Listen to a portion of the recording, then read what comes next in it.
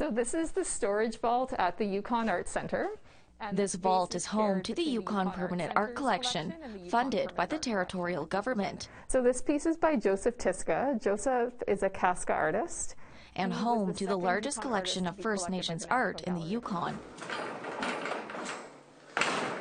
Since 1981, a handful of selections are added to the collection each year, and artists are paid for their work. This is a jacket by Shosho Esquiro. There are 480 pieces in the collection. 41% are by First Nations artists. 300 pieces are currently in storage in this vault. The rest, rotated throughout public buildings like this one across the territory. You could just see the absolute perfection in her designs. Garnet Muthing is an art curator who works with the collection. She says it's important to gather First Nations art as a way to document tradition.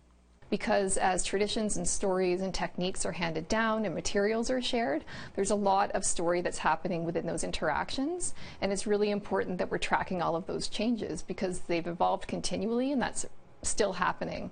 And we want to have a record so that people can come and see how that's taken place within the artwork. Some prized pieces in the collection include this figure by Tagish and Tlingit carver Kitty Smith from around the 1940s. Very distinct. And these earrings, made of moose teeth. And as far as we know, by far the first female carver in the Yukon. So what I would have to do is use a magnifying glass just to see through it. Ann Smith is a Kwanlindon First Nation weaver whose raven-tailed dance apron is part of the collection. These represent shades.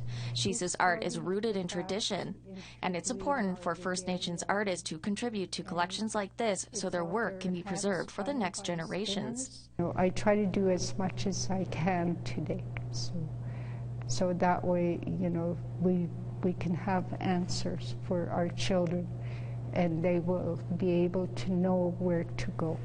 I love the fact that the links, both on the mitts and on the mucklucks, are from their trap line. Last month, the collection's new 2020 editions were revealed in this exhibit, Love in Its Seams. As a way to help artists through the pandemic, the acquisition budget was doubled from $30,000 to $60,000. Creating these figures that are like deep, thoughtful, emotive, and technical. Erin Corbett, the exhibit's curator, is excited about the new First Nations pieces, like this knife by White River First Nation carver Roland Peters. He loves taking something that people don't necessarily value, don't see the beauty in, and then turning it into this beautiful object. A lot of the weavers that I know are in Alaska or BC. Meanwhile, Smith says she's thankful for the collection's support and how it continues to benefit Yukon First Nations artists. We need to establish all these collections, mainly because we need the art to stay here.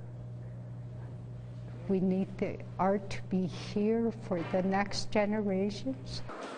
Sarah Connors, APTN National News, Whitehorse.